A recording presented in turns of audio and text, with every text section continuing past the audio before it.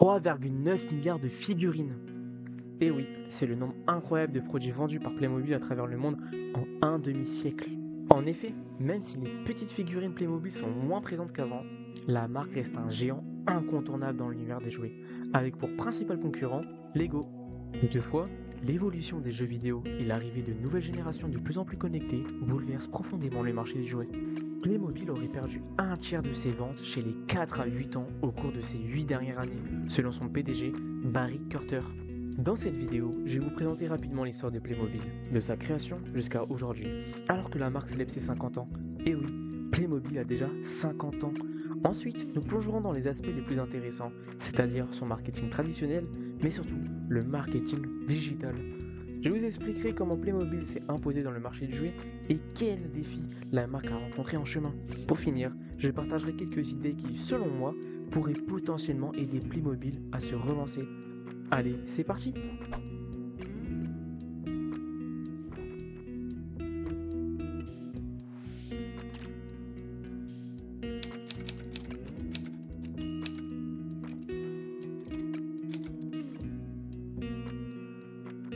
Notre histoire commence en Allemagne, près de Nuremberg, à Gentenhofen, dans les années 1970. Cette petite commune de Bavière ne le savait pas encore, mais elle allait accueillir la création de l'une des plus grandes marques de jouets à travers l'entreprise familiale allemande Geobra Brennstatter, spécialisée dans la conception de jouets. À cette époque, nos deux personnages principaux, Hans Beck, qui était le chef de la création, et Horst Brandstatter, le dirigeant de l'entreprise, décident de produire des jouets en plastique face à l'augmentation des prix de matières premières causée par le premier choc pétrolier. Cette décision de fabriquer des figurines en plastique pourrait paraître bizarre car la mode était aux petits soldats de plomb. Cependant, Hans Beck a alors l'idée de modifier cette petite figurine en leur donnant des membres articulés et en les adaptant à la main de l'enfant, puis de les accompagner de plusieurs accessoires. Il décide de faire tester son idée à ses neveux et ses nièces et le résultat fut immédiat. Ils adorent. 4 ans plus tard, au salon de jouets de Nuremberg, un nouveau jeu apparaît. 3 petits bonhommes en plastique représentant un amérindien, un chevalier et un ouvrier. Cependant, ces 3 petites figurines sont mal accueillies par la profession. Mais contre toute attente, Playmobil connaît un succès immédiat.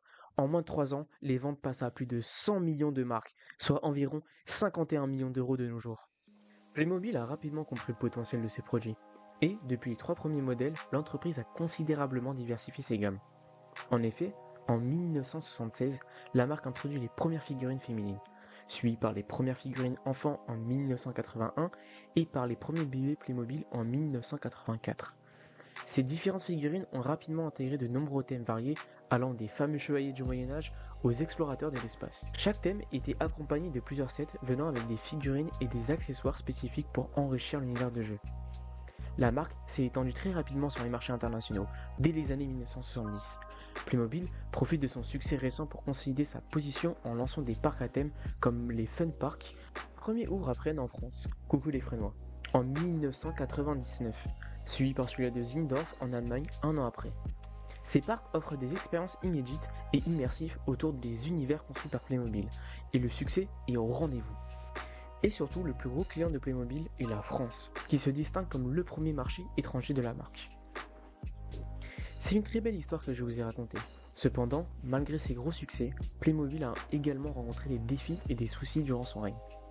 En effet, comme son principal concurrent Lego, Playmobil fait face à la montée des jeux vidéo, comme Call of Duty, sauf les derniers, Minecraft et autres.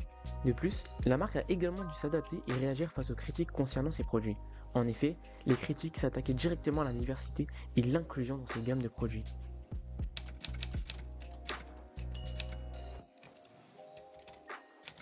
Les premières approches de Playmobil par rapport au marketing traditionnel sont assez classiques. Dès les premiers jours, Playmobil a su captiver l'imagination des enfants avec des publicités télévisées qui étaient non seulement colorées, mais incroyablement captivantes. Comment ont-ils réussi? En créant des mondes miniatures où tout était possible. Et oui, imaginez-vous enfant, tenant dans votre main votre personnage Playmobil préféré. Peut-être que celui-ci dirigeait une armée de Romains ou de pirates et il devait souvent affronter une horde de méchants.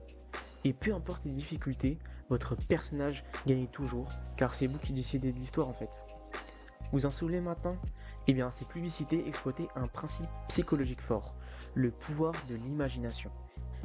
En effet, chaque enfant devenait le maître de son propre univers, un concept qui joue sur l'aspiration à l'autonomie et surtout à la créativité qui est très puissante chez les jeunes.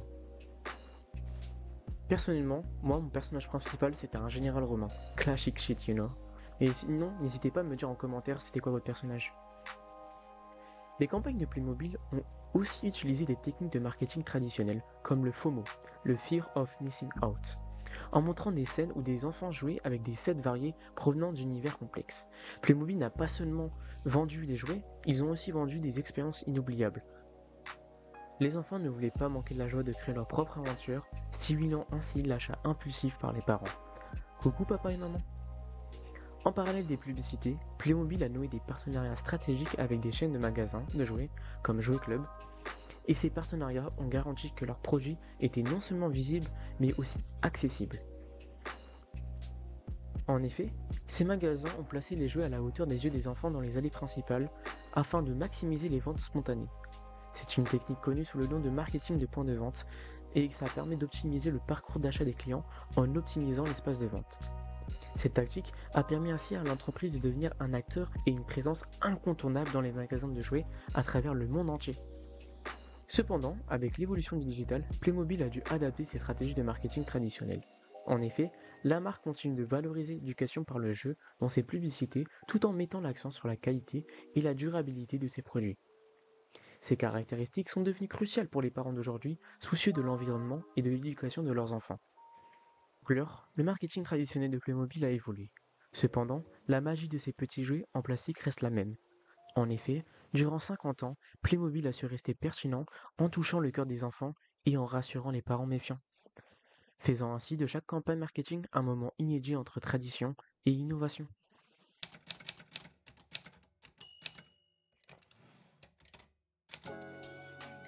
Par rapport au marketing digital, Playmobil a dû se réinventer pour rester compétitif face à des concurrents comme Lego ou Hasbro. Cette transition digitale s'est concentrée sur l'intégration des technologies et stratégies modernes pour engager une audience de plus en plus connectée, que ce soit à travers des plateformes variées comme Instagram, YouTube ou autres. Comme vous pouvez le voir, Playmobil a investi dans une présence en ligne robuste, en développant un site e-commerce interactif où les clients peuvent non seulement acheter divers produits communs, ou même rares, mais également le site permet d'interagir avec la marque. De plus, l'optimisation mobile a été cruciale pour Playmobil, permettant aux utilisateurs d'accéder facilement à leur contenu sur smartphone et tablette, augmentant ainsi les points de contact avec la marque. Car en effet, dans le e-commerce, il est important de prendre en compte le mobile friendly. Pourquoi ? Car selon France Num, environ 49% des ventes se font sur mobile, et plus de 70% des utilisateurs uniques utilisent leur smartphone pour accéder au site e-commerce. Playmobil a très bien compris cela et s'est rapidement adapté à ce nouveau marché digital. D'un autre côté, sur les réseaux sociaux, Playmobil a aussi adopté une stratégie de contenu dynamique qui reflète l'esprit de créativité et d'aventure de leurs produits et univers. Sur Instagram par exemple, ils partagent des images et des vidéos intrigantes qui mettent en place des scénarios imaginatifs créés avec leurs propres figurines, capturant ainsi l'imagination de leur audience. Avec plus de 337 000 followers et 3288 publications, Playmobil montre qu'ils prennent leur présence sur les réseaux sociaux très au sérieux. Sur Instagram, Playmobil a accumulé des milliers de likes et de commentaires, mais regardons ça de plus près. Le nombre moyen de likes par publication est d'environ 4384. Bien que la majorité des posts reçoivent autour de 2500 likes, cela nous indique une variabilité dans l'engagement qui peut être due à différents types de contenus. Les posts les plus performants tendent à inclure des scénarios créatifs, des nouveautés de produits ou même des partenariats innovants, tandis que les autres pourraient ne pas susciter le même niveau d'intérêt. Cela souligne l'importance de comprendre ce qui résonne et plaît à votre audience. Quant aux commentaires, le nombre moyen par post est de 45. Les commentaires sont un excellent indicateur de l'engagement du public, car ils nécessitent plus d'efforts que simplement liker une photo. Cela nous montre que les fans de Playmobil sont présents, mais aussi prêts à interagir activement avec la marque, alors qu'on n'entend plus trop parler du géant allemand. Analyser ces interactions nous aide à comprendre comment les stratégies de contenu de Playmobil encouragent la conversion et l'engagement. Le point le plus important est que Playmobil utilise aussi Instagram pour lancer des promotions et collaborer avec des influenceurs, des stars ou des entreprises, ce qui amplifie leur portée et renforce leur présence de marque. Ces partenariats permettent de toucher les jeunes familles de manière authentique et engageante, comme par exemple avec ce post qui reprend la fameuse cover de Nirvana. Le résultat 12 652 likes, 130 commentaires et des fans de deux communautés heureux. Sur YouTube, Playmobil va plus loin en proposant des mini-films d'animation qui plongent les téléspectateurs dans des aventures captivantes, stimulant l'engagement et renforçant l'attachement émotionnel à la marque. Ma vidéo préférée par exemple est Partout à Tis, les Gaulois sont là. Le marketing d'influence est également une stratégie qui est abordée et utilisée par Playmobil. Avant de commencer, c'est quoi le marketing d'influence? C'est une stratégie marketing qui s'appuie sur des leaders d'opinion pour réaliser la promotion d'un produit ou d'une idéologie. Playmobil n'hésite pas à collaborer avec des influenceurs ou des marques pour toucher les jeunes et les familles. Ces partenariats permettent de présenter leurs produits dans un nouvel univers, montrant ainsi aux parents et aux enfants les possibilités infinies de jeux et de création offertes par les jouets Playmobil. Le meilleur exemple serait la collaboration avec Naruto Shippuden. Petite dédicace au shop de ramen d'Ishiraku, il a l'air incroyable. Je ne vais pas aborder toutes les stratégies de marketing digital mises en place par Playmobil, car vous risquez de m'entendre parler encore très longtemps. Cependant, j'aimerais quand même aborder rapidement le côté SEO, Search Engine Optimization, c'est-à-dire l'ensemble des techniques qu'utilise l'entreprise pour mieux positionner son site sur les moteurs de recherche comme Google. Playmobil optimise correctement son contenu en ligne afin d'améliorer sa visibilité sur Google par exemple. La marque utilise des mots-clés pertinents et surtout stratégiques afin de se référencer correctement sur les jeux et l'éducation des enfants. Cela permet à l'entreprise d'assurer une place de choix dans les résultats de recherche, attirant ainsi plus de trafic vers leur site. Toutefois, l'absence d'un blog par exemple peut avoir un léger impact sur le trafic de Playmobil. Vous vous demandez sûrement pourquoi. En effet, un blog est souvent utilisé sur des sites e-commerce afin d'aider le site à se positionner sur certains mots-clés et d'attirer un trafic qui ne serait pas venu en temps normal sur le site. Par exemple, si vous tapez sur Google c'est quoi le marketing digital, vos résultats seront sûrement plusieurs définitions et surtout plusieurs articles de blog provenant d'écoles de commerce ou de fournisseurs de services comme HubSpot. En cliquant sur leur page, vous trouverez en général des informations qui répondent à votre question ou à votre intention de recherche, mais aussi des éléments qu'on nomme Call to Action qui vont vous inciter à poursuivre votre visite sur d'autres pages du site ou à vous pousser à la consommation. Revenons à Playmobil. L'absence d'un blog empêche la marque de ramener facilement et presque gratuitement des personnes sur leur site. Exemple, Playmobil pourrait proposer des articles sur comment ranger des Playmobil, comment vendre des Playmobil ou même comment démonter des Playmobil. Vous êtes vraiment bizarre parfois. Playmobil peut également produire des guides d'utilisation, des histoires captivantes qui non seulement améliorent leur SEO, mais également leur engagement envers les jeunes et les familles.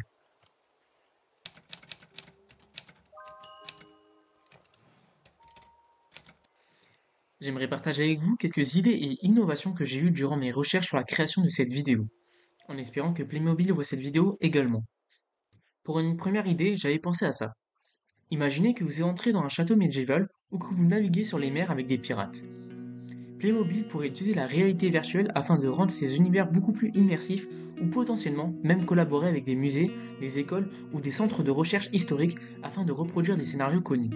Les possibilités sont infinies. De la chasse au trésor à la Seconde Guerre mondiale, Playmobil pourrait être utilisé pour imaginer et vivre ces événements. La deuxième possibilité est que Playmobil collabore avec des sociétés de jeux vidéo afin de concevoir de nouveaux jeux. Une autre possibilité est que Playmobil suit les pas de Lego et commence à collaborer avec des univers célèbres. Imaginez par exemple un partenariat entre Playmobil et Pirates des Caraïbes, ou même avec l'univers de The Witcher, Peaky Blinders, Pokémon ou même Skyrim. Les possibilités sont infinies et elles permettraient à Playmobil de captiver de nouveaux publics comme l'a fait Lego avec ses séries Star Wars et Harry Potter. Je pense également que Playmobil devrait prendre en compte l'engagement communautaire, car celui-ci peut jouer un rôle crucial dans le succès continu d'une marque. En effet, Playmobil pourrait lancer des concours de création où les fans soumettent leur propre design de set Playmobil, et celui avec le plus de votes pourrait être commercialisé avec un set limité, ou même participer à des votes communautaires pour choisir les prochains univers à explorer, à la même manière de ce que fait Mojang avec Minecraft. Et enfin, pour finir, l'ajout d'un blog officiel pourrait être une mine d'or pour Playmobil. En effet, un espace pour partager des guides d'utilisation, raconter des histoires captivantes autour des sets et même offrir des conseils de jeu pourrait non seulement améliorer le SEO du site, mais également ramener un trafic beaucoup plus important et renforcer la relation avec les utilisateurs. Un blog aiderait non seulement au SEO, mais aussi à créer une communauté fidèle autour de Playmobil où les parents et les enfants reviendraient régulièrement pour lire des conseils, des histoires ou même des astuces sur l'univers Playmobil. C'est la fin. N'hésitez pas à partager vos idées dans les commentaires, je les lirai avec plaisir. Et surtout, n'oubliez pas de liker et de vous abonner pour me soutenir. J'espère que la vidéo vous a plu, et à bientôt!